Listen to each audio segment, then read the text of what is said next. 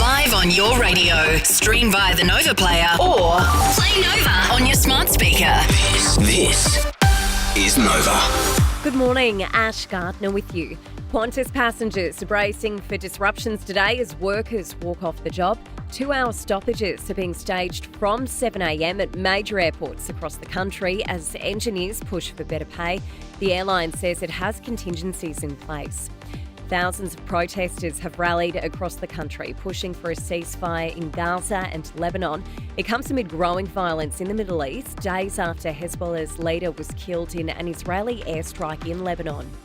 The Treasurer is set to confirm a back-to-back budget surplus today, the first time a Labor government has done so since the 80s. Jim Chalmers set to announce we're $15.8 billion in the black.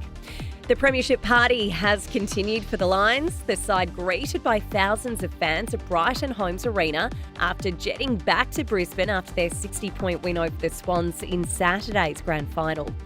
To the US, where a massive fire has broken out at a chemical plant in Georgia, the inferno closing down a major highway with residents told to evacuate.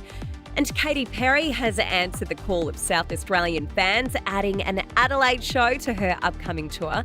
It comes off the back of her performance at the AFL Grand Final at the MCG. Nova Sport is next. Get social and play TRL Touch Rugby League this summer. There are competitions across Brizzy for both adults and kids. Get all the info at trl.com.au. Nova Sport.